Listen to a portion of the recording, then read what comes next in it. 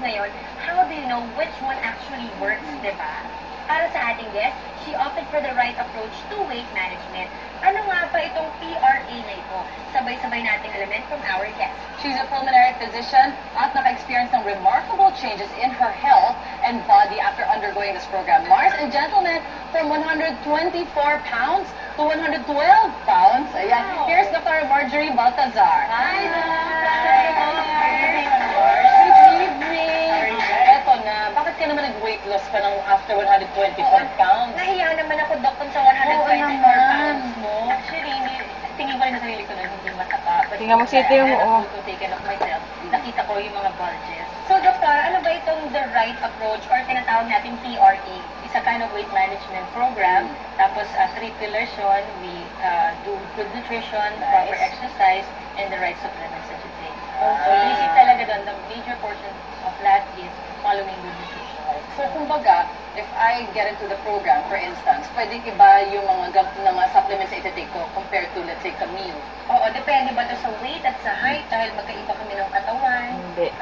Actually, standard yun. Standard naman siya. Alright. How long is the program? Bali, it's a full 90-day program. Kasi ang ina-address natin doon, yung the way you proportion your food, the way you prepare your food, the way you choose the kind of food that you take. Tapos, tinitrain din yung mind mo, eventually, na after the program, hindi ka na babalik dun sa old habits mo. Yes. So, we give you new habits. We encourage you to have a new lifestyle, a new healthy lifestyle. Pero paano yung mga may sweet tooth? Kung mahilig mag-dessert, Yun pwede na. pa rin ba? Yun, perfect. That's a good question, mga Mars. Kasi, dun sa mga products, dun sa package, it addresses the cravings.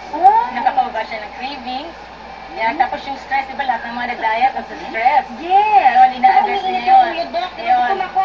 Totoo naman. Diba ganyan? Because of that, biglang mo nagbibin. Oo. Kasi gutom na gutom okay. eh. Dito kasi sa TRA, yung good nutrition doon, hindi ka gugutumin. Oh. You're actually supposed to eat 3 times a day. Oo. Full meal. Full meal. Yeah. Tapos kailangan kompleto yun. Dapat may fruits ka, may vegetables ka, may carbs and protein. So, Sounds dapat healthy. lahat yun kasama. May snacks in between. Pwede ba? We discourage snacks in between. Kasi nga, pag kinain mo yung full meal, you will not feel the need to snack in between. Speaking of meals, meron ba recipe book? Dinideliver ba to? Di ba iba-iba Or yung do you can you prepare it at home? We prefer that you prepare it at home. Alright, okay. So you got that. And then, may exercise ba? Ano Ang exercise mo? dun kasi, roughly 10% lang yung exercise of the Wow. program. If you're already in doing gym or nag-fitness ka na, you continue with that. Continue with that. Ngayon, if you're like sedentary, wala ka talaga ka-exercise at all, we will encourage you to do some kind of physical activity. Nilaglag ka na naman. Kahit walking, ayaw mo na walking.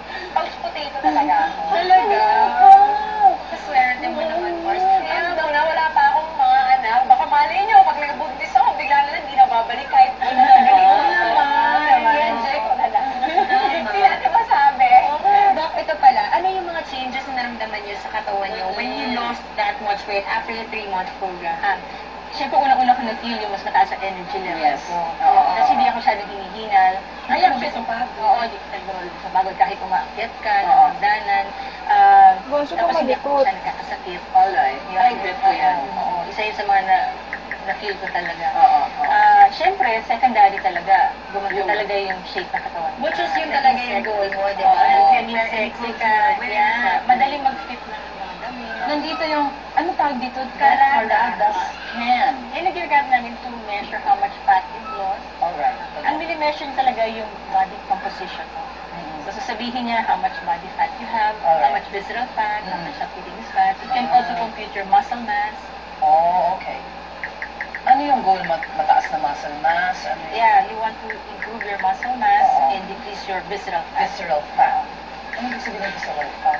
Visceral fat yan yung hidden fat. Yun yung nakatago. Di ba yung mga bilbil, subcutaneous fat lang yun? Oo. So, hindi masyad. Pangit lang siya tingnan, pero it's not so dangerous. Alright. What really gives you the problem is the visceral fat. Yan yung nakabalot sa organs. organs. Ay, mga may fatty liver ka, yun, fatty liver is a form of visceral fat. Yung mga fat na nakabara sa mga ugat. Alright. Yeah, that's visceral fat. Oh my, ninervous ako. Ano yung mga ini-enter mo kanina na elements? Yung age mo, weight, height. It's scanning me. Yes.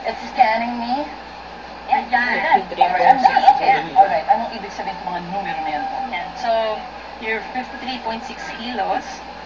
Tapos ang total body fat mo is 26.8% of that weight. Alright. Okay? Body age mo is 35. So, you're 2 years younger than your body age.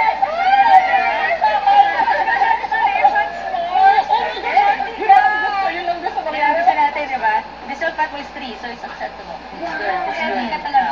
Very good. Ang muscle mass mo, 27%, which is also good. Oh, wonderful. So yun yung mga, ano yung goal niya? May mga top ba yan? Na tipong 100%? Wala namang ganun. Well, usually, syempre, body age ang pinaka-age natin. We want our visceral fat to be low. Yes. So 2 to 3 for women is good. Okay. And if your body age is 5 years less than your actual age, that would be ideal. If you can go lower, that's okay. Pero kapag ilang taon ka na. Oo. Parang sinasabi yung mga ano lang, 15, gano'n. Mga ganyan. I love it. Ay, pero gusto ko yun na. Ilan taon na? 37, but may